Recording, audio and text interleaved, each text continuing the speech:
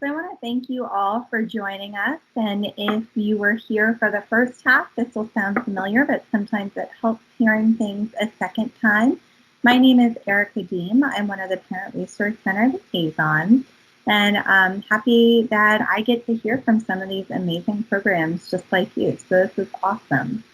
So this is what our Parent Resource Center looks like. We are a library. We offer free consultations. We do webinars. We offer resources of all different varieties. If you are someone who uses social media, I recommend you check out our Facebook or Twitter. We share resources of our own as well as others that we see from schools in the area or partners that we also follow on social media and want to make sure that you're able to see as well. So you'll find helpful tips and resources that way, as well as by using our YouTube channel or reaching out to us directly, and we can send things that are personal. We are virtual right now, with the exception that you can do contactless pickup at our Dunn-Loring Center. That's where we're located. Or we can also send materials to you to a school near you. You do not have to attend that school. We do service all parents, educators, and community members. We're here to support you, and you can also work with whatever school is closest to you to help make it convenient. So the type of things that you might reach out to us for, we offer general parenting support as well as specific support if something's going on that you want to learn more about that's really challenging, or you have discovered along your journey that might be helpful to learn new skills about. And so whether it's kids' books or adult books or videos or audio CDs or one of our webinars, we have a whole variety for all different age spans, from birth to age, as people prepare to become adults. We're here to support you in that whole journey. Some of the topics that you might reach out to us about are general parenting, social skills, development, what things might need, some additional support, a whole variety of special ed topics to include. If you have questions about an IEP, you can come to us and we're happy to help answer those questions or point you in the direction of someone else that can. We want to empower you to be the best advocate that you can be. So that's the goal when you come to us. This is the PRC team. I'm on the far right. We have three previous teachers, 2 previous administrators, and my background is social work. And when you reach out to us, I recommend emailing us at prc@fcps.edu. And there's also a phone number and that email address listed on the presentation. We'll make sure that the person who would be most helpful is the one who responds to you. You can also contact us directly. Our bios are on our website, so that will give you a better idea of who we are as well. So if you have a smartphone, you're welcome to take a picture of this QR code, and it will give you access to our website. And also on there, you will find ways to register for our webinars, a little bit more about our free and confidential consultations. And you'll also be able to access our lending library, our previous workshops on YouTube, and our resources. On this page on the left side, if you use that link or a QR code, you'll be able to access our library where you can search by topic or title or author, or see our personal recommendations on our Padlet. And then the last thing before I go is I want to encourage you to check out our YouTube channel. You can either use the QR code or search FCPS Parent Resource Center on YouTube. We have a number of webinars, and again, if you reach out to us, we are happy to personalize our recommendations to meet your needs. So I hope you'll check out this part of our presentation and our other resources and contact us soon. We're here to support you. Hi, my name is Kay Bieber. I'm the Education Program Manager at ACA Child Development Center in Annandale. And we have a short video to explain a little bit about what we do and the fabulous work of our staff.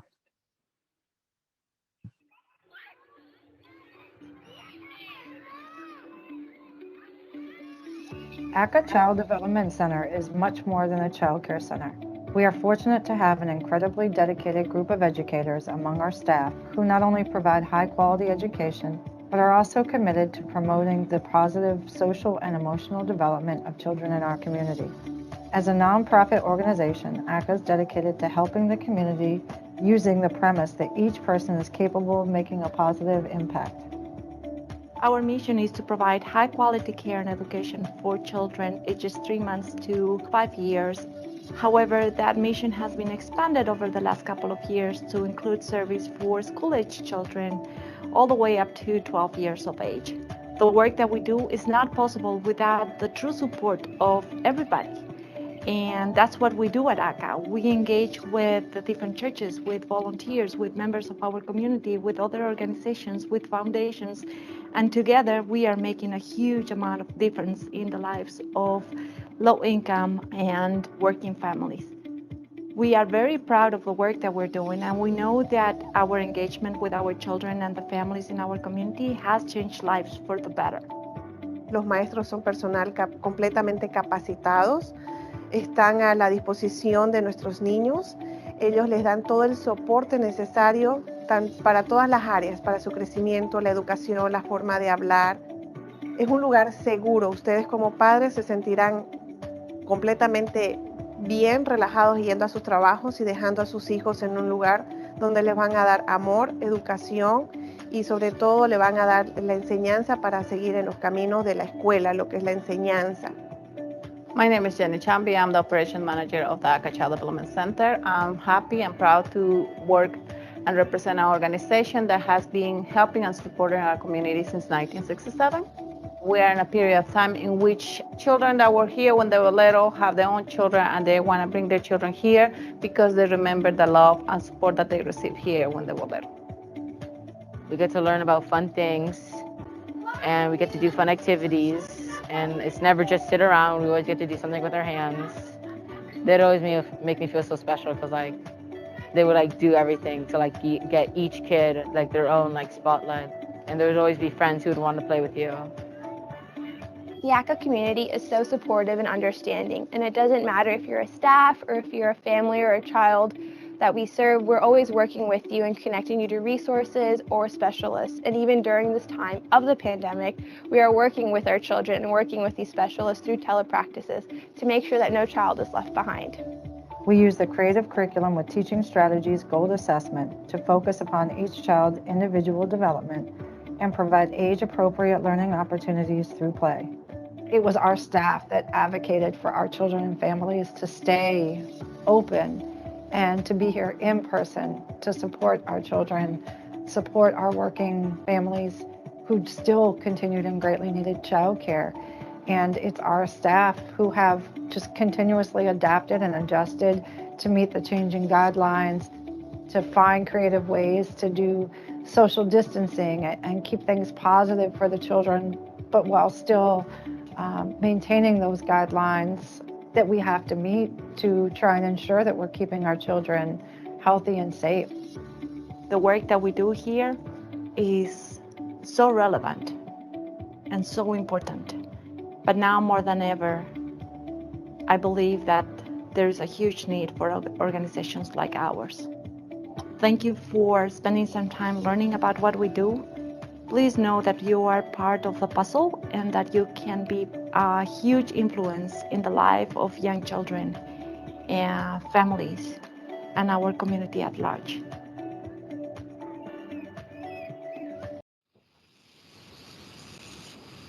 Good evening, everyone. My name is Dune Schenkel. My colleague Susan Gadel and I are from Fairfax County Office for Children Head Start, Early Head Start, and we're happy to be here with you tonight. We're going to talk to you a little bit about our Head Start and Early Head Start programs, our program settings, services provided, eligibility requirements, as well as locations and contact information for our programs. In a non-pandemic time, these are our typical options. The types of programming that we have, there's center-based option, which is it's in a classroom setting. Children are in a classroom. Then home-based option, families that stay at home receive services within the home. An educator comes to their home and works with them. And then there's the family childcare option, where educational services are provided to children and families, for families, in a family childcare provider's home.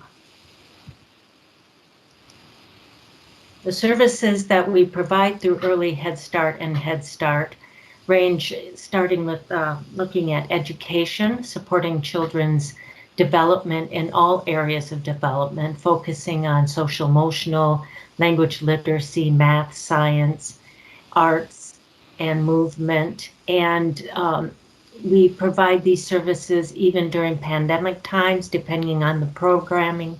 The program, it could be virtual or it could be in person. We'll give an example of that as we go along. We continue to provide disability services, and we, in Head Start and Early Head Start, we screen for developmental delays using assessment tools, and we access educational behavioral services for children with special needs, and we work very closely and directly with the Part C, Part B agencies to ensure that children are identified and receive services as quickly as possible. We provide wellness services, accessing healthy meals and snacks. Children receive meals and snacks within the program day. And during the pandemic, we have been providing drop-off meals for families. They come up, they drive up, and we provide meals on scheduled drop-off days.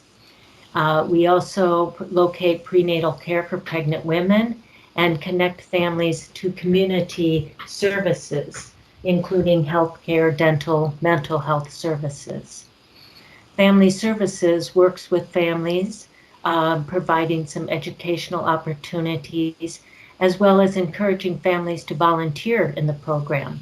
And they also link families to job training, transportation assistance, and other community supports to ensure that families achieve self-sufficiency. So in order to be eligible for a Head Start, Early Head Start program, we look at family income. So in order to qualify for Head Start or Early Head Start, the family's household income must be at or below the federal poverty guideline, and children must be ages birth to 3 for Early Head Start or ages 3 to 5 for Head Start. Families are to provide proof of Fairfax County residency, and we also enroll pregnant women, so we collect prenatal documentation as well. One thing to keep in mind is that we also are mandated to serve at least 10% of our enrollment of children with disabilities, and children who are in foster care or families who are experiencing homelessness are automatically eligible for Head Start and Early Head Start. So one of our programs is Fairfax County Office for Children. So our program directly operates a Head Start and Early Head Start center-based option in the Alexandria Route 1 corridor. That option is currently operating on a hybrid model. So during the pandemic, they are in person 2 days a week and then providing virtual services the other 2 days a week. The 5th day is a professional development day for teachers for planning and other trainings and workshops. We also directly operate an Early Head Start family childcare option, and that is available throughout the county in family childcare provider homes. And throughout the pandemic, our family childcare providers have been operating 100% in person. So the children and families have been coming to care throughout the pandemic. Here's the contact information for our Office for Children Head Start and Early Head Start programs. So we have Gum Springs Glen Early Head Start, Greater Mount Vernon Community Head Start, and then Family Child Care, which is just Early Head Start. Fairfax County Public Schools provide center-based services for Head Start and Early Head Start throughout the county. Early Head Start is located in Herndon at Clearview, Reston at Dogwood, and in Springfield. So there are 3 locations for Early Head Start, 6 classrooms total, but the Head Start classrooms are in public schools throughout the county. And that is contact information for pre-K Head Start, Early Head Start main office, and additional information for families with children with disabilities.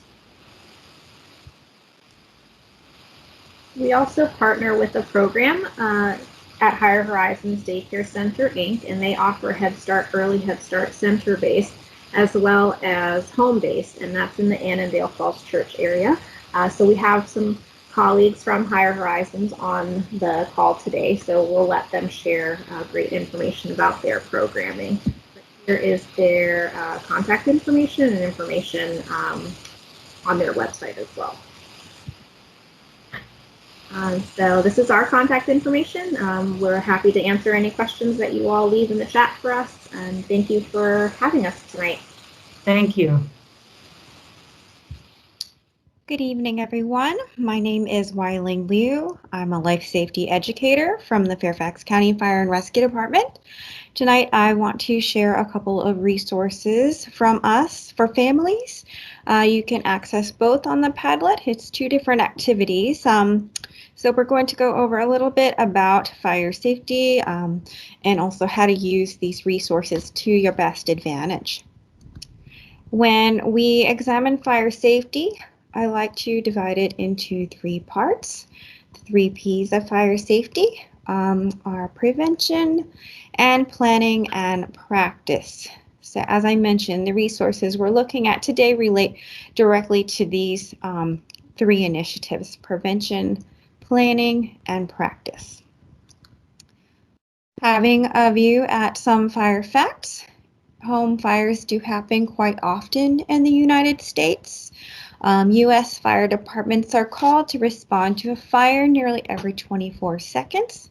It's nearly every 86 seconds that these fires are home fires. Most of them can in fact be prevented, meaning that they are accidental in nature, which is definitely why we should be taking measures to practice fire safety in the home every day.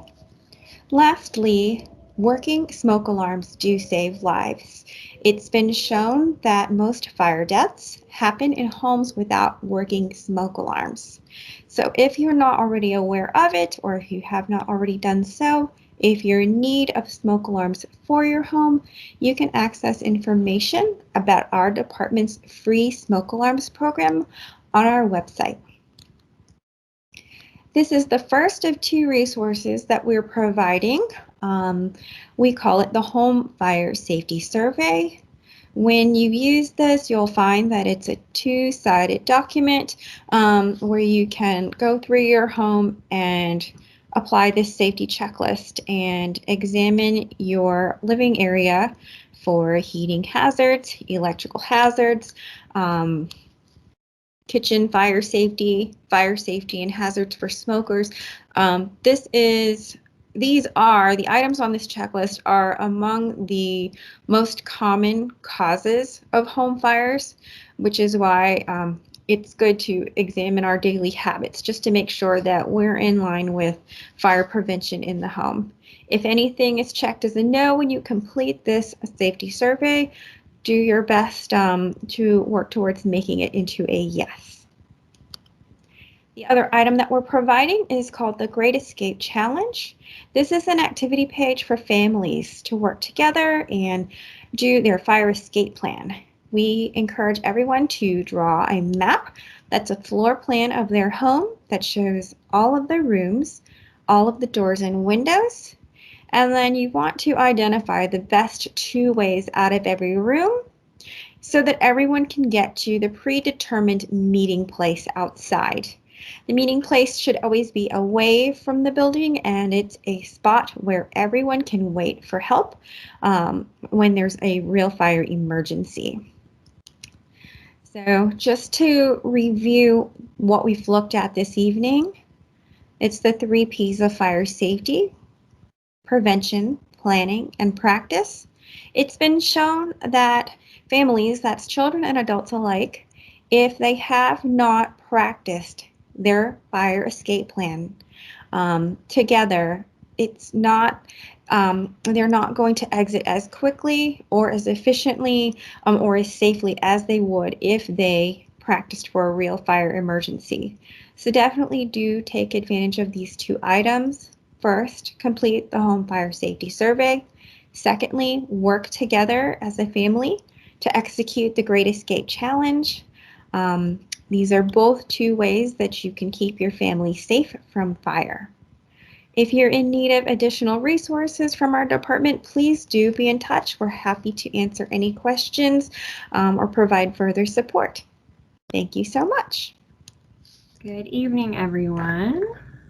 Just pulling up my screen here. Thank you all for having me again tonight for the resource fair. I hope that I will be able to provide some resources for everybody during this time. If you look at this front slide, you'll see my contact information, and do make sure to put any questions in the chat and I will be sure to get back with those. My name is Liz Cassidy and I am a board member of the Northern Virginia Association for the Education of Young Children, otherwise known as NVAEYC. I am wearing my NVAYC hat tonight, but I'm also an early childhood special educator with Fairfax County. So I do know how big of a transition this is for you all, and I hope that I'll be able to provide some resources that will be helpful for you as you make that transition. So a little bit about NVAEYC. We are a local membership organization that is an affiliate of the National Association for the Education of Young Children. NAEYC is really the National Early Childhood Organization in the United States and has long since been the voice for excellence in early childhood education. Our vision at NVAEYC is that every child, birth through age 8, has a safe, healthy environment with caring people who promote their well-being, meet their individual needs, and support learning through play. And you'll notice at the bottom, one of our values is being inclusive, and our vision very much so includes all children with or without disabilities. So we do a lot of different things in the community, but a couple of them I'm going to highlight for you here. The first of which is not happening as much this year. Typically we put on free family events in the community. You might see us at libraries or local retailers or in the parks. Some of these pictures are from some of our literary events with literary characters and special read-alouds. We also host arty parties and water play parties. These ones shown are in the city of Fairfax. Another big role that NVAYC has is being a voice for early childhood educators, children, and families in an advocacy capacity. We work at the federal, state, and local level to promote policies that are best for our young children and for those that serve them. We're always looking for more voices and stories, so if you do have one that you'd like to share, please do contact us, and we'd love to put you in touch with the right people. The last thing that we provide a lot of is early childhood professional development, and this is primarily for early childhood educators, but we are always looking to expand, and some of our trainings do apply to anyone who has young children as well. So that was a lot of information about our organization. The other thing I wanted to just touch on is really the value of having a quality early childhood education experience for your child. Listed here are just some of the benefits that children who participate in inclusive early childhood settings really gain. So you'll see, having peer models around them, hearing the language of typical peers, building relationships with their peers and also with adults, practicing those social skills and really establishing school routines are all really great to do before your children get into kindergarten. And there's some articles on here too about the benefits of inclusion as well. So as you're considering programs for your child, one of the major roles that our national organization plays is accreditation. So NAUIC is an accrediting body that requires centers and family day homes to go through a very rigorous application and review process in order to ensure that the programs are meeting standards of quality. And here you'll see the 10 NAUIC program standards. And there's a link underneath that explains a bit more about what each of those mean. As you're considering programs for your child, whether or not they are accredited by NAUIC, I would highly encourage you to look at these resources. These are articles about what a high quality program should look like. So as you're going to centers, it'll kind of tell you what you should be seeing, what the teachers should be doing. And this is all dependent on the age of your child. So there's articles for your infant, for your toddler, or for your preschooler. So I definitely encourage you to look at that as you're considering programs. If you are interested in locating an NAUIC accredited center, and I will mention that ACA, who's here today, is one of those centers. You can use this Finder, which is linked in the PowerPoint as well. And this is in the Padlet, so you can just type in your zip code or your address and it'll bring up the centers that are closest to you. And the last thing is that NAUIC offers lots of resources and articles online for parents about parenting and ways to support your child's development. So I would encourage you to look at these and see what might be of help to you as well. So thank you so much again. I wish you all the best. Feel free to go to our website or follow us on our social media platforms as well, and know that NVOIC is here for you as you continue into the world of preschool in Northern Virginia. Thank you. Good evening and welcome.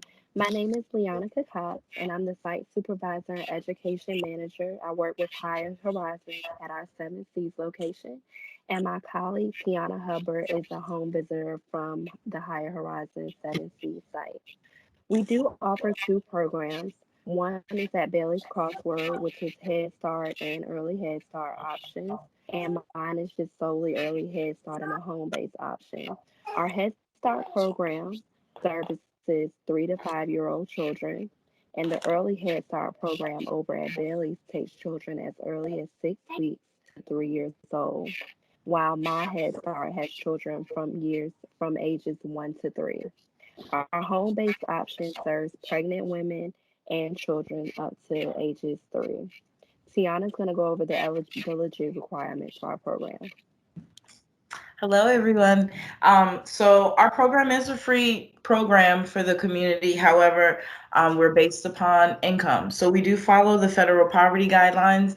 Along with your application, we would request some proof of income, whether it be your taxes or pay stubs, as well as Fairfax County residency within the Falls Church and Annandale community.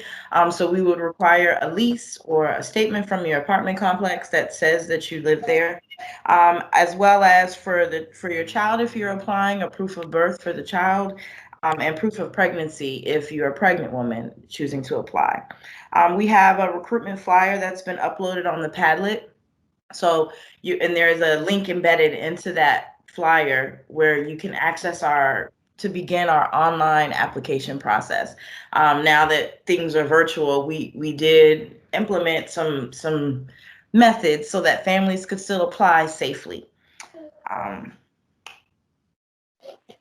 Liana's going to go over. I'm going to go over our virtual center-based options, and Tiana's going to cover our virtual home-based options. So for center-based,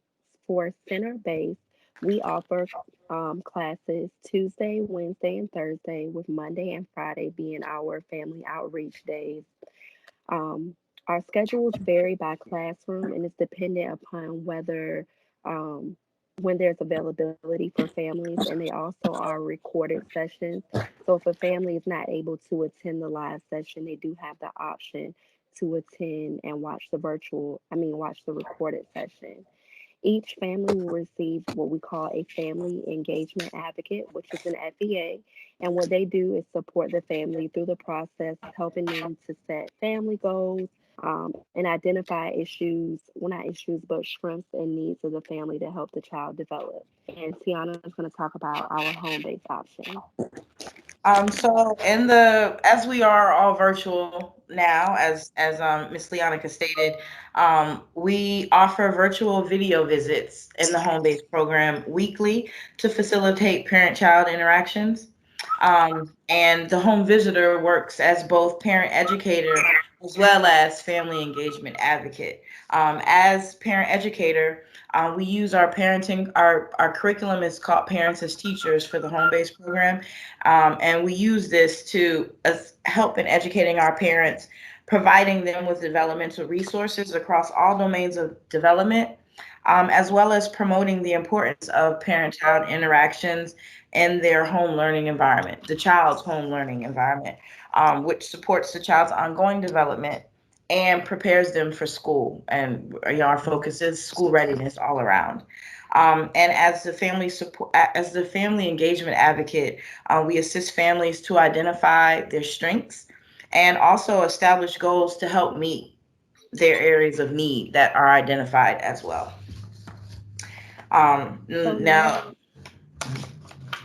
So now I'll give an overview of resources that we provide virtually for our families to help support virtual learning. We do send out education materials. So these are materials, and they could be anything to support the home environment for learning, such as books, art materials, manipulatives for families, anything that would go along with what our curriculum suggested we need to help our families learn. And we also do a diaper and wipe drive for families so that they don't have to worry about the financial burden of buying pull-ups or diapers and wipes during this time.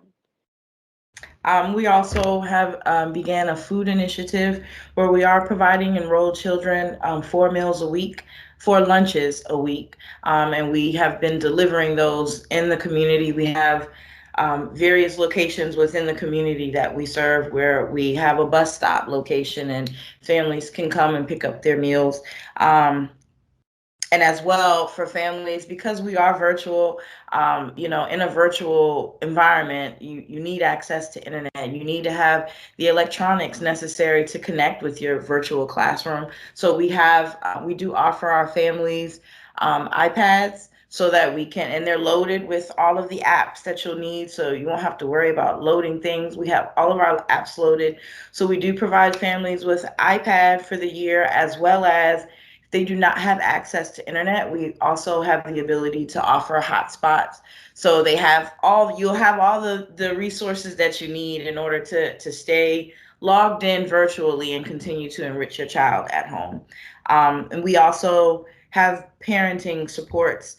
One of such is our parenting curriculum called Ready Rosie, and it offers video snippets that parents can watch and engage their children at home, at the grocery store, in the car, just giving them simple activities so that they can see that your children are learning always. They're always learning when they're with you. And Ready Rosie shows you how simply you can incorporate activities into your everyday routine, the everyday things that you accomplish daily with your family. In conclusion, we would just like to thank you all for listening to our presentation. And also, as Tiana stated before, if you have any questions or concerns about how we provide our services or anything else, comments, please drop those in the chat. Thank you, guys. Thank you.